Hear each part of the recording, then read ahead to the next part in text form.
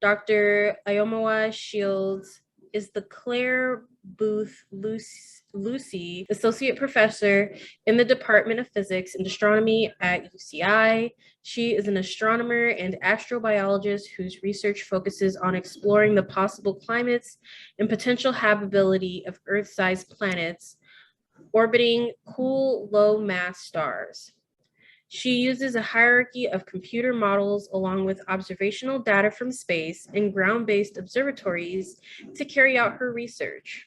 Dr. Shields received her PhD in astronomy and astrobiology from the University of Washington in 2014, an MFA in acting from UCLA in 2001. Woo, go Bruins!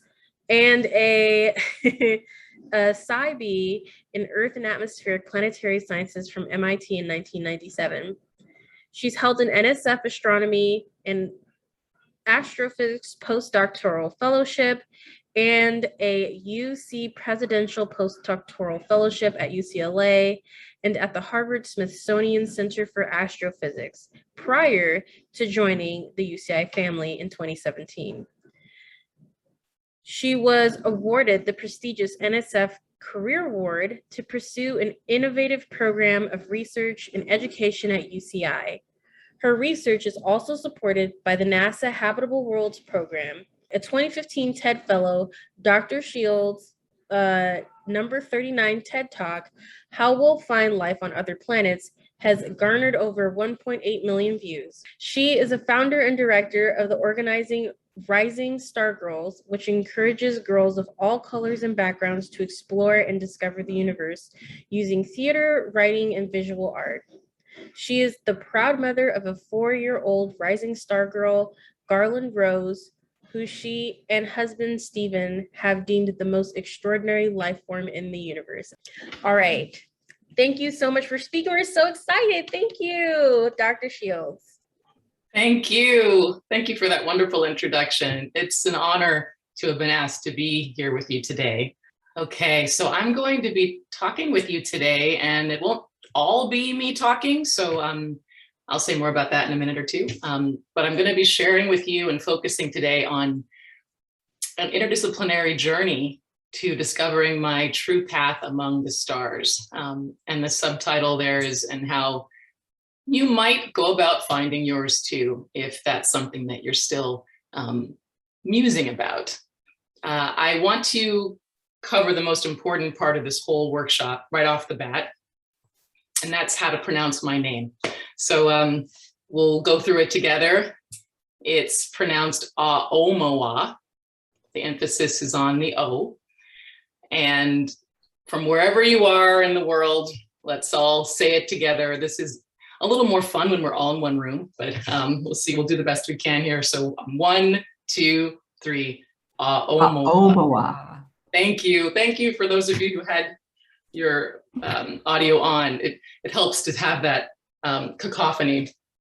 Yes, so my name is unusual, and it was made up actually by my parents. They're musicians. I'll get to that in a little bit.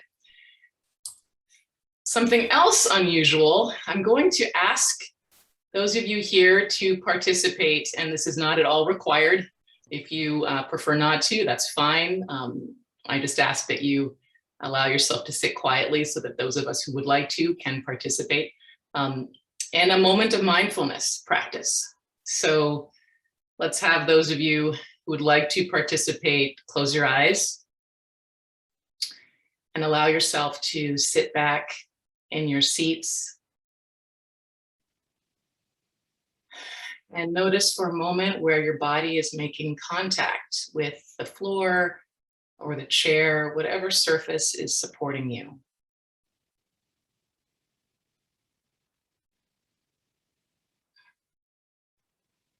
And begin to tune into your breath.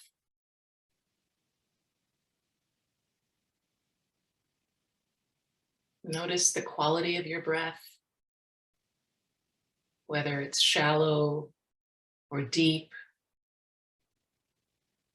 Where do you feel the breath most strongly? In your belly, your chest, maybe the space right beneath the nostrils, above the upper lip, wherever you can feel your own breathing most strongly, focus there for a moment.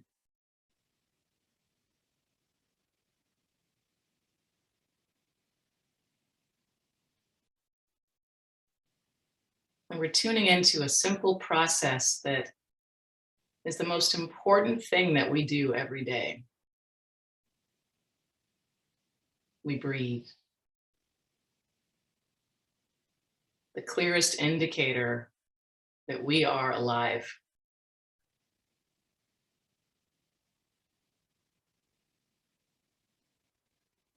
Now let's take a couple of deep breaths in through the nose and sigh it out through the mouth.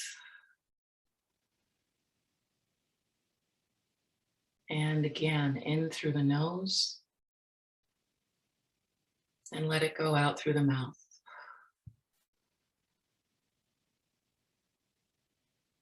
And then allow your breath to return to its natural rhythm. No forcing, no adjusting.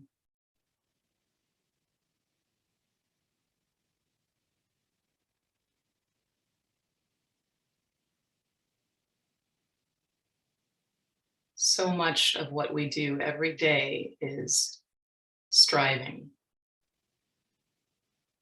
accomplishing, achieving. And these are all important pursuits, important endeavors. However, let us not forget that the most important piece in all of this, all of the pursuit of our wildest career dreams, is that we are who we are. We are here. We are alive. Today is a gift.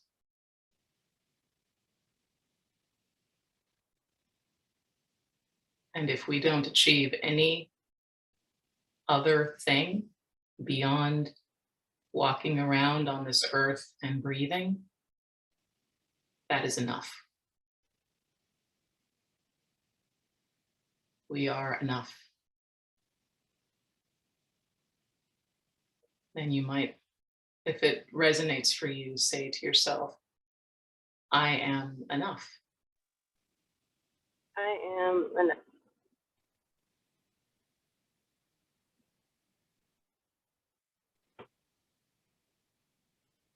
Let's take one more deep breath in, perhaps the deepest breath we've taken in all day. In through the nose and sigh it out through the mouth. Gently wiggle your fingers and toes. And when you're ready, you can open your eyes.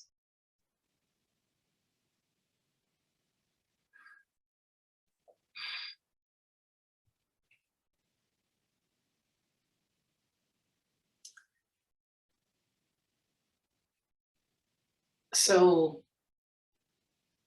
I've had a great deal of success in this field, and it has not been easy. And yet here I am. And here are some snapshots from the years more recently, skewed towards the more recent years, being able to talk about what I do for my career out in the world, both locally, nationally, internationally, getting tenure, having a team that I am honored to lead. And yet when I was growing up in this field, in and out of this field, I think what was most interesting to me was not necessarily what people do, but how they got to do the thing that they do, what their journey was like. That really interested me most. What kind of obstacles did they have to overcome? When were those moments where they wanted to throw in the towel? How did they maneuver around those moments, through those moments? So that's what I want to focus on today. I'll tell you a little bit about what I do, but I feel like for the purposes of this point in time, being here with all of you, what's most important is the path than the destination, right? That we hear that, I think it was Ursula Le Guin who said the thing about it's good to have an end to journey towards, but it is the journey that matters in the end. So here's how I became an astronomer and an astrobiologist. This is my grandmother. She was very influential towards my life. She majored in mathematics at Tennessee State University in the 1930s. And as scarce as African-American women are today in the physical sciences and mathematics, you can imagine how absolutely vacant the field was of Black women in the 1930s. She put herself through school raising chickens. And one day those chickens escaped from their coops and there went her college career. But before that, she showed up to class, sat at the front, was never called on, was ignored like a shadow. But she never lost her love of numbers. And I remember growing up, seeing the stack of accounting textbooks and math textbooks on her bedside table. She would watch the California lottery announcements, not just for fun, like she was doing research. She'd record all the numbers down on the backs of envelopes, looking for patterns. She would watch Price is Right and try to guess how much things cost. And using her own experience, just shopping for her family. She might not have had that college degree, but she had real world experience shopping for her family throughout the years. So I dedicated my PhD dissertation to my grandmother. This is my mom. I'm not the first person to get a doctorate in my family. That distinction belongs to my mother. She received her PhD in music theory and composition from UCSD. And this is me with her at her master's degree ceremony. This is my father. He's an entrepreneur, has his own music production company or cultural arts company in San Francisco called Cultural Odyssey, and produces other performers and has never had to have a day job, is an extraordinary business person. The two of them met in college and at Antioch University in Yellow Springs, Ohio. And you might be able to pick out my parents here. If we were all again in the same room, I'd probably make this a little game and ask you if you can see them and have you point to them, but I'm gonna just give you the punchline. There they are, one of their album covers. So here are the facts. My parents are musicians. My grandmother liked math, studied it for a while, but no one in my family was a scientist by pedigree or degree. But what I did get the message about very early on was that school was important, that education was the pathway to a better job, better homes, bank accounts with non-zero balances. Education was the key. So when I was 12 years old, I saw a movie called Space Camp, which, though not an Oscar contender, was very monumental for me. It changed my life. At that point, I decided that I was going to be an astronaut. I thought, if these kids can get launched into space, damn it, I can too. So I went home and I pulled out my set of World Book encyclopedias. There they are. There's a set that's very, very similar to the set that I had as a child. And I pulled out the volume labeled A and I looked up astronaut and astronomy. And that day I plotted out my entire career trajectory. I was going to go to the best science school in the world, which I understood at that age was MIT. I was going to get my PhD in astronomy. And then after a few years of professional experience, I would apply to the NASA astronaut candidate program. And I stuck pretty close to that trajectory for most of my life. I went to a prestigious prep school because they had their own observatory, and then I went on to MIT. I'm not sure what I'm doing in this picture, but I think I was playing with my feet or something.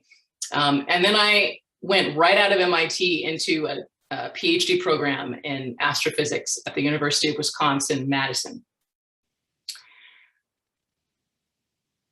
Here's what I did wrong in that program. I said I went right into that program, and I did. I didn't really stop to think, do I want to keep going in astronomy? I mean, I enjoyed it in college. I did a lot of research. But was this what I wanted to do with my life? I had started acting in prep school, and I really loved that too. But I thought, you know, I got into grad school, I'm going to go. So I was on autopilot. And then because I was so unfocused, someone would mention like the latest movie that was out or who had won the Academy Award for this or that, and I would pipe up. But someone talking about their stellar interiors problem set, and I was just like, you know, so, and the harder things got, the more I isolated. There were 4 of us in my first year class, and three of the 4, so the other 3, all lived in one house, which we called unofficially Astro House. And they invited me to live with them, but no, I didn't want to do that. I wanted to be all of myself so I could have my freedom and independence. And therefore I was not availing myself of the incredible power of community when it comes to academics and excelling. We don't do this alone.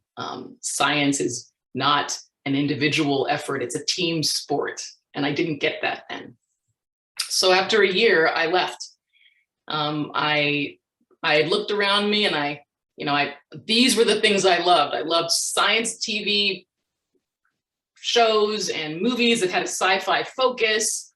And I had this sort of disconnect, which is I wasn't sure if I wanted to be doing the things that the characters in the movies were doing, or if I wanted to be doing the things that the actors were doing. And again, I would look around in my program, my graduate program, and no one really looked like me. They all kind of looked like this, sort of typical scientist, or at least most of them. So I ended up applying to a MFA program in acting, and I left. I went to it, got my MFA in acting, and tried to work as an actor in LA for 11 years. And I got some breaks. I had some successes. I acted in a movie that went to Sundance, and that was really exciting and got me my Screen Actors Guild card. And then I even did a science TV show called Wired Science. But I kept looking up every so often at the sky, and like the few stars I could see on my way through the bumper to bumper traffic of LA and the smog filled skies, I would pick out like 1 or 2 stars. And then I would remember this whole life that had existed before. And eventually I kept remembering it enough that I became convinced that I wasn't just going to forget it. And it seemed like all roads were kind of leading back to the PhD. And I remember standing in front of Santa Croce Church in Florence with my husband, and I was looking at Galileo's tomb. I just looked at his tomb. He's buried there.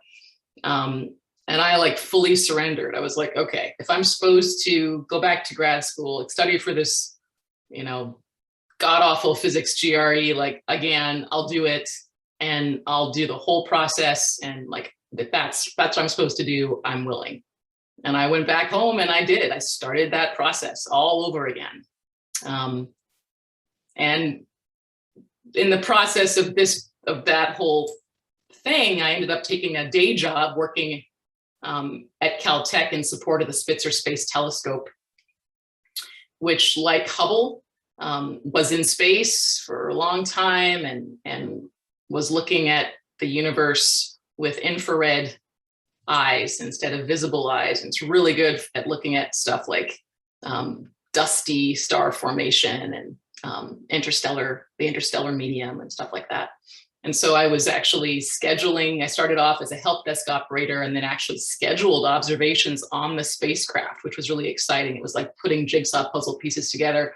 How can I make sure that this spacecraft is, viewing these astronomical phenomena as efficiently as possible so that it's not slewing all over the sky.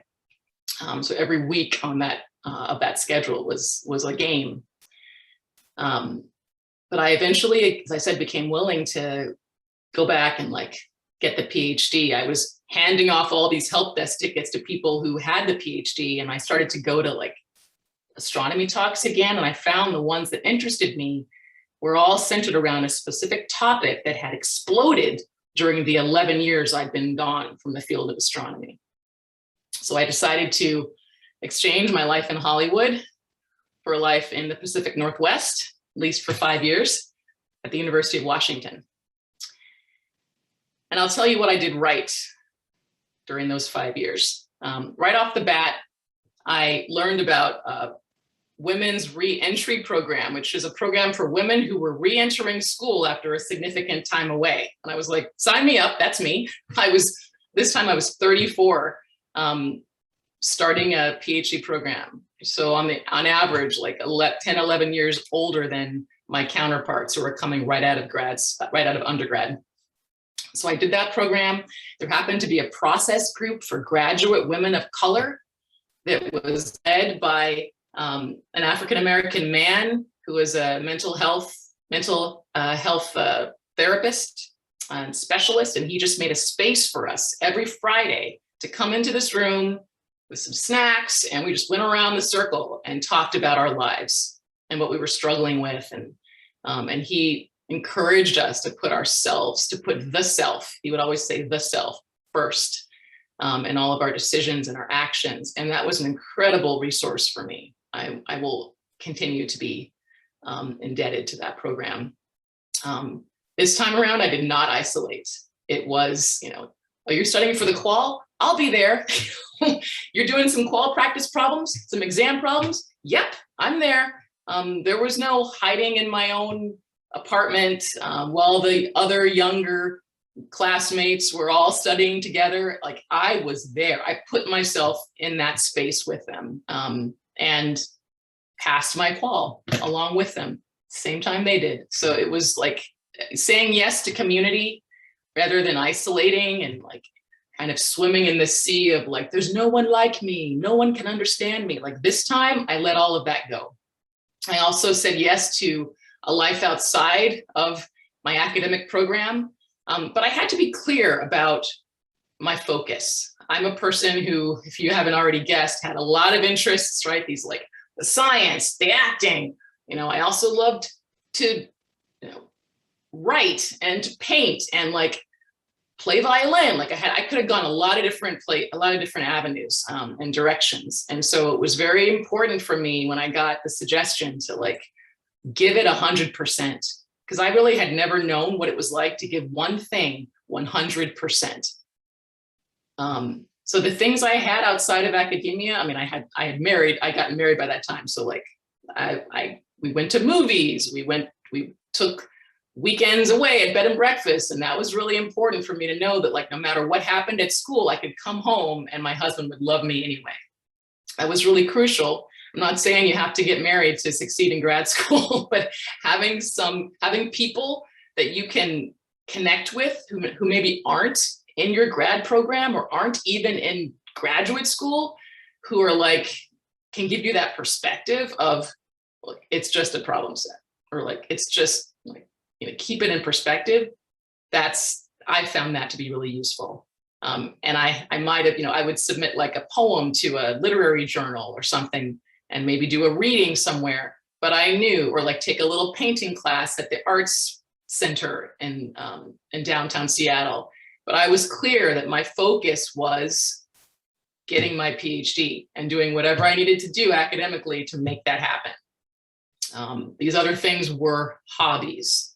And all the stuff I wanted to do, all the extra outreach that I knew I would have loved to have spent all day doing if I could have, wasn't going to get me my PhD. So it was like deciding what little bits of things I could do to keep me sane, but being very specific about my focus. Because this time around, I wasn't there to mess around. Like, the great thing about having that time away was that I had to want it bad to come back, because I had a really well-paying job. My husband had a really well-paying job. Like, we had every reason just to stay in LA, and for me to be like, yeah, this dream I have, like, it's okay. So to have come back, I was really laser focused, and that helped. Because this topic that I discovered that I was really interested in, that had exploded while I'd been gone, was exoplanets. When I had the first PhD program I was in, it was like 3 years after the first exoplanet was found, and these planets that had been found at that time were big and Jupiter-sized, and nothing close to the Earth. We just couldn't see planets that small at that time. We couldn't detect them. And in the intervening, 15 or so years, things changed. So now, of course, we still only know of one planet in the universe where life exists. And that planet orbits a single middle-aged star in a galaxy of hundreds of billions of stars, in a universe of hundreds of billions of galaxies. This is one of my favorite images, the Hubble Ultra Deep Field. So almost every little point of light you're seeing here is not a star, it's an entire galaxy.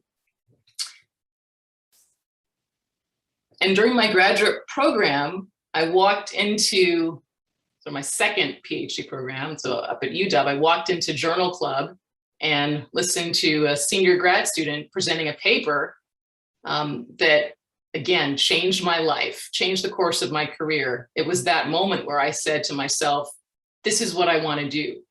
Not just exoplanets, but this about exoplanets. They were talking about how ice and snow had this property that was very unique, in that ice and snow could absorb long wavelength light and reflect bluer light. And so basically how ice and snow behaved on a planet depended on the type of light that planet received from its star. And I thought, bingo, this sort of bipolar nature of ice, reflecting blue light, absorbing red light, that totally mimicked my own life. I felt with my acting and astronomy, and sort of feeling like I was a scientist when I was around actors, and like I was an actor when I was around scientists. Like, it was just basically me on a science plate. So I wrote to this first author of this paper, didn't know him at all, total cold email, and said, I read your paper. I'm really excited about this research. Are you planning to do anything more with it? And if so, can I be involved? And Manoj wrote back to me and said, this was a suppositional paper. I'm really not looking to do very much. Take it, feel free to take it and run with it. My only request is that I be a co-author on any future papers that you write. And he's still a collaborator of mine today. We wrote 2 papers together that comprise the bulk of my dissertation. And then I've actually now, I've had him recently work with one of my postdocs, and we wrote a paper together there, and he's a great guy. And that sort of speaks to the power of being proactive. And I knew how to do that from my acting background. Like, you show up to a party and you got to go up and introduce yourself and market yourself. And as a scientist, we actually are business people. We have to market our research. We have to market ourselves to get that next grant, to get that next job. And this approach of like reaching out to someone I didn't know to ask them for what I wanted has served me in good stead. It helped me get my postdoc fellowship. I've never had anything adverse happen from that approach. The worst thing can happen is someone says no. So we focused on this sort of ice albedo feedback mechanism and how it's sensitive to the wavelength of light coming from a host star. We think of ice as being a very bright thing here on Earth. However, ice albedo has this spectral dependence. So the ice albedo feedback mechanism is going to be sensitive to the wavelength of light coming from the host star. So that really has been my focus and continues to be my focus in my research group, is how starlight really can interact with a planet's atmosphere and surface, and how that interaction can affect planetary climate and habitability. As I said, ice absorbs longer, redder wavelength light and reflects shorter, bluer light. And that's why this iceberg looks so blue. If you've seen my TED Talk, you've seen me explain it, but in a nutshell, that the light from the sun, right, goes through the ice, and it's the red light that gets absorbed on its way through, and only the blue light makes it all the way to the bottom to get reflected back up to our eyes. And that's why we see this iceberg as blue iceberg. And here, just an example of all the different, an example of kind of the end member states when it comes to what ice can look like, right? The most finest, the finest grained type of ice is snow. But then there, if you have really, really large grains, the ice, like this blue marine ice in the background there, that ice doesn't have a whole lot of surfaces to scatter off of. And so you get that blue color because you get the light going all the way to the bottom, reflecting back up, and we see the blue. So I've been using, and my team has been using 3D climate models, global climate models, which were originally developed to predict climate and weather patterns on the Earth out to the 2100s. This is one of the main reasons, or the main mechanisms, that we've been able to use to expose the effects of anthropogenic carbon dioxide induced climate change. And now we use them to explore and assess the possible climates and potential habitability of planets orbiting other stars, which we call exoplanets. So there's a picture of me on my, I actually hadn't yet finished my dissertation, but the thing about graduation ceremonies is that they don't wait. So you show up there and your advisor shows up and you do the whole ceremony, and then you go back to work and you go back to writing, and then you finish and go on a trip. And that's what I did. But there I am. I'm actually wearing a necklace from my other grandmother, my father's mother. That's my husband with me. He was running about 102 fever that day, but he was not going to miss the hooding ceremony. And that's me with my dad. I tell you, we did not coordinate. He is just that fashionable. It was a really great day. And then I went on to a postdoc at both UCLA and Harvard. So I had the NSF Astronomy and Astrophysics postdoc fellowship at Harvard. So I spent my summers at Harvard. And then I had the UC President's Postdoc Fellowship at UCLA. This is something that PPFP, the President's Postdoc Fellowship Program, everyone here at NAC should know about it. And if you don't, now you do. Look it up. Because PPFP program is an extraordinary program that places postdocs at UC institutions, and it carries a hiring incentive. So basically the program, if a UC school decides to hire the postdoc as a faculty member, the UC Office of the President will pay the first 5 years of that faculty member's salary. So it's an incredible hiring incentive towards diversifying the professoriate at the University of California. It's one of the ways I was hired at UC Irvine. And the fellowship is, I cannot say too many good things about it, because it's a game changer. And I was able to make this work, this idea of like a postdoc at UCLA during the academic year, summers at Harvard. That was not originally how it was engineered, but I was able to ask the question, again, being proactive, ask the question of the program officer, can we work this out this way? My husband has a job in LA. I'd like to see him sometime over the next 3 years. You know, how do we work this out? And I was told by NSF, which is why I will love NSF for the rest of my life, we want to find the solution that works for your whole life. And this is what worked for our lives. So I'm really grateful for that. Here's a picture of my family. I think it's important for people to see professors and scientists are three-dimensional human beings with lives and hobbies, and this is really what it's all about. If I never write another paper, if I never get another grant, like, I'll be okay because I have this. So yeah, planets don't just have oceans on them, and that's really what our work has been looking at. Is the planet could be covered in land, it could be covered in salt, and what would that do to the planet's climate? And so we've kind of used climate models to think about how to follow up on planets to determine which ones are like the most likely to succeed in the planet habitability category. At one point, it might have been thought that this was the only way we were going to look for life elsewhere, but there's more ways that it can be done. And this is all in the quest for that, what I consider the holy grail, right? The next potential habitable planet, which is capable of supporting and maintaining life over long time scales and maybe even currently hosts life. So we use observational data and computer models to carry out this research because liquid water and its long-term presence depends upon a lot of things. It gets really complicated fast. And so we're chipping away at the factors that we feel to be most crucial. And we focused mainly on these M-dwarf planets orbiting the type of star that comprises 70% of all stars in our galaxy, those small, cool red M-dwarfs. And we've made some important discoveries, like that land planets tend to be cooler than ocean-covered planets.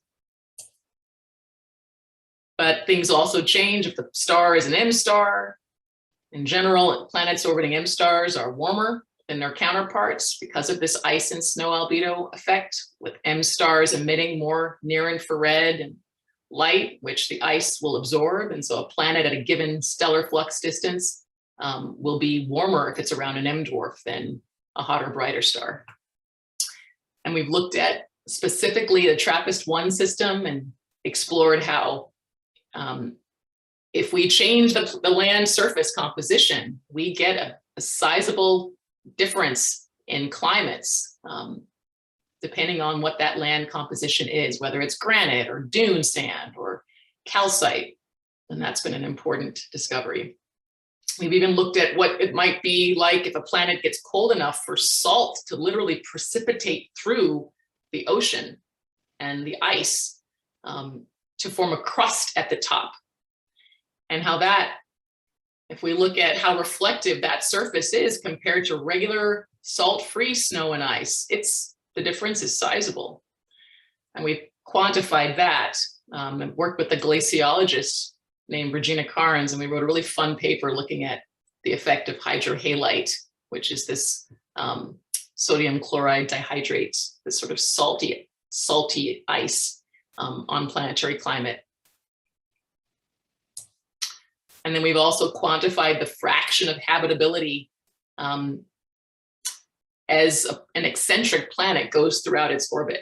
So it's not just about a circular planet orbiting its star, but a planet that has a really, really elongated or oval orbit could go in and out of habitability. And how do you quantify that? And so we've been able to determine that, yes, you have maybe less habitability if your planet is really, really eccentric, but you can still be habitable, right? So like, you can still have a pretty good amount of habitability during some portion of your orbit, even with an almost hyperbolic orbit. And no one had ever quantified that as a function of eccentricity and incident stellar radiation before. And now we're looking at what happens when you have a planet where there's only one side facing the star, and it's always daytime. There's only one side on the night. There's only the same side facing away from the star.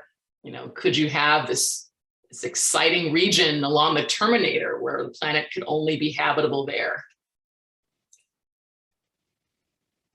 These M stars are really exciting. But I realize what I want to drive home is that ultimately, that second time around in grad school, and then even further, like into postdoc, into being a faculty member, I started to no longer sweep my background under the rug and pretend it didn't exist, and that I had to do that to be successful, but I embraced it.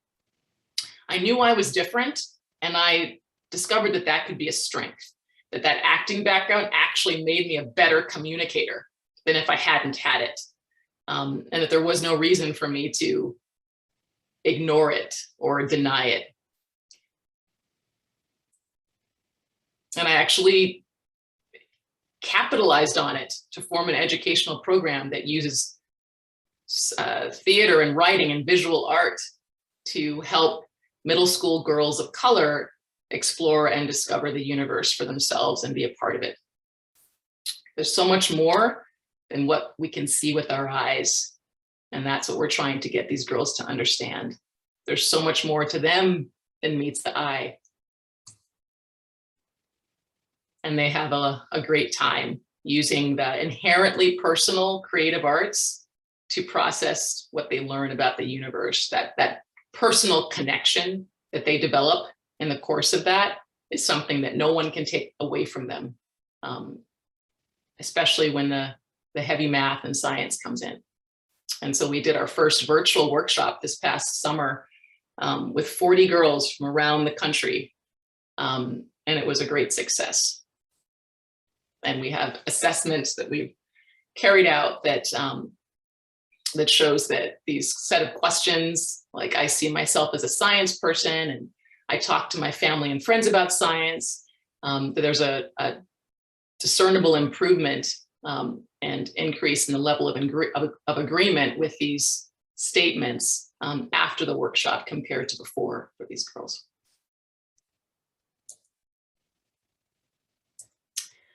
And there's our website to learn more about our programs. We're growing more and more every year, and it's really exciting to know that that's making an impact. So I want to leave you with some suggestions based on what I've shared with you so far. And a lot of these suggestions and practices come from a range of resources. I've included the bulk of them here. I'm continually indebted to the National Center for Faculty Development and Diversity. And they have programs for postdocs and graduate students. So you don't have to be a faculty member only to take advantage of what they offer. They were able to show me that it's possible to get tenure and have a life.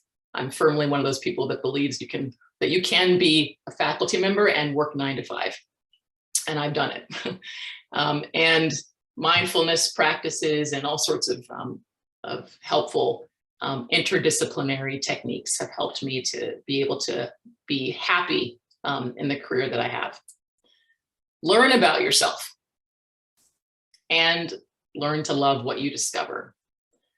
So one of the NCFDD programs I took part in after I got tenure was a post-tenure Pathfinders program. And it was based on this whole idea of you spend all these years trying to do the stuff that you know other people want you to do to get the thing you want, which is permanent job security.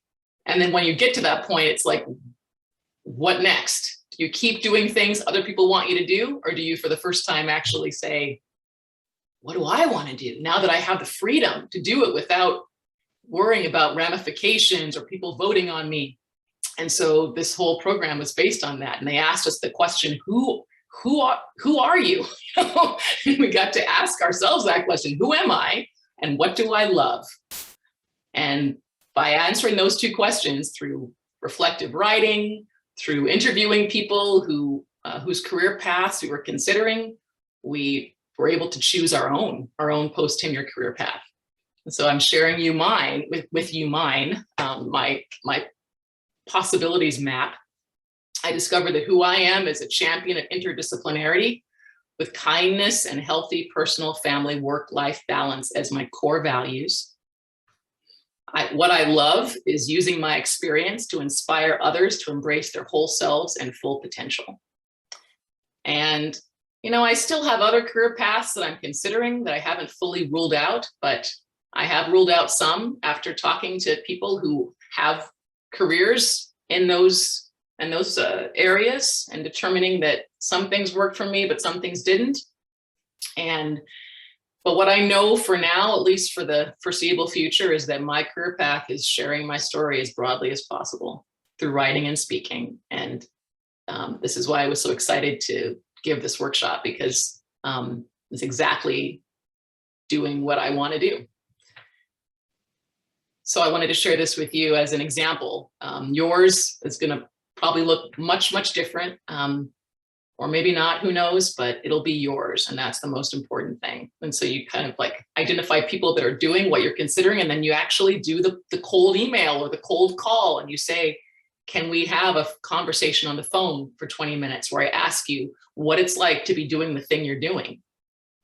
What do you like about your job? What do you not like about your job? All this, the questions you have, you ask, and then you send a really nice thank you note afterwards. And that information, that data gathering, was super helpful. Develop your own values.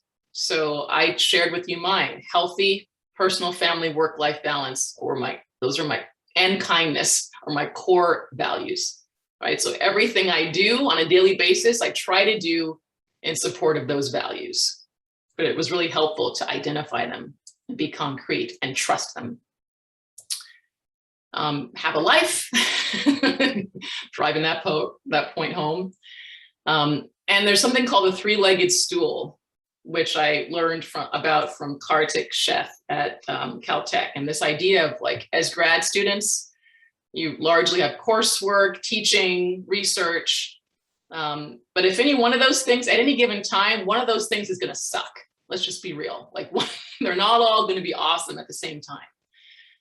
So one of those legs of the stool will fold, and yet you don't want your entire stool to fold. And the way that you support that stool is with a personal life. Thank you, Kartik. And I've actually translated that into, today, myself, a four-legged stool. Right? These are some of the four of the major kind of personas that I identify as. They're not comprehensive. I am much more than any of these things, but these are sort of the four major ones: professor, writer, mother, wife. And self-care is what keeps that four-legged stool from folding, because all of these things aren't necessarily awesome all the time. And so the self-care allows me to still move forward and still take care of myself. Develop a filter question for requests. So asking yourself when a request comes in, this is especially important as a person for people of color, and particularly women of color, because you're going to get requests all day long, and they will continue and increase the higher up the academic ladder you get. And it will be really hard because there'll be so many important requests that you'll want to say yes to, because you're the only person of color, woman of color in your department. You're the only, you've got to be on that diversity committee. You got to. Well, no, you don't. Not now. You could do it later, right? So asking that question of ourselves based on our priorities: will this help me to, whatever it is, get tenure, get a job, get my PhD, get the grant, like, have work-life balance? Will this help or will this hurt? All right. Having that question so that those decisions can be made soberly with your own values as paramount rather than someone else's. It was monumental for me. Write every day and stay open to opportunities. One more thing I want to say about the whole no thing, lest you think that I'm saying, like, don't help others. It's so important. Yes, we pave the path forward, and because there's so few of us, it is important to lay the groundwork and to help others rise up too. However, just by doing what you're doing, just by staying in your field and taking care of yourself so that you can be around 20, 30, 40 years from now to be even more effective as an institutional change agent, that is a lot. We don't need any more of us to have stress-related health issues because we've taken on too much. That's not doing anyone a service, least of all ourselves. That's all I'll say about that. Stay open to opportunities. The write every day thing is like, my productivity went from like 1 paper to like 3 in 1 year just by having consistent writing. Look for who has what you want and ask them how they got it. So start building your team. I can't even fit all my mentors on one slide anymore. This is even an old slide. There's so many more now. And that's the way it's supposed to be. A mentor really is someone who just has the thing you want, and maybe you have like a 20-minute conversation and they're one of your mentors. So let's take 1 minute now here at the end to let all that I've said settle.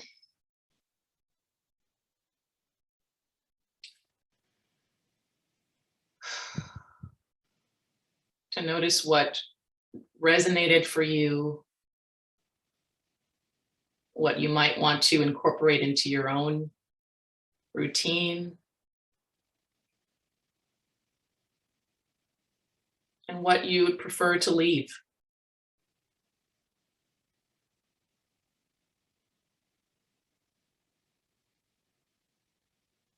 Remembering that we are each in charge of our own lives, our paths, our careers, with the help of the universe to guide us.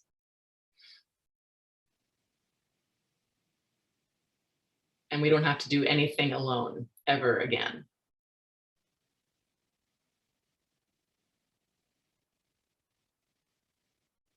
So I'll leave you with some writing prompts that you might want to take on your own and do. I've done this with mirror work. What do I need to know? Kind of looking at yourself in the mirror for 5 minutes. You set a timer and you just look at your own eyes, and it's harder than it sounds, but things will rise up.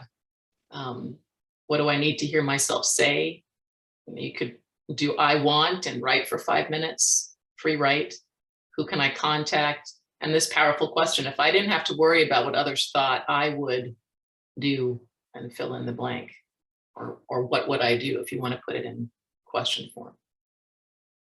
And this is all towards the goal of spending most of your career, rather than doing this or looking like this, looking like that, or even that. Wouldn't that be wonderful? It's totally possible.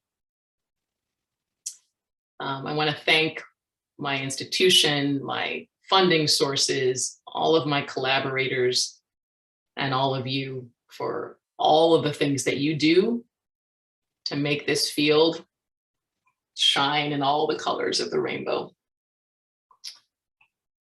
Thank you all. Thank you so much, Dr. Shields. Everybody, please give our speaker a round of applause, virtual or with the audio on. That was such an amazing talk.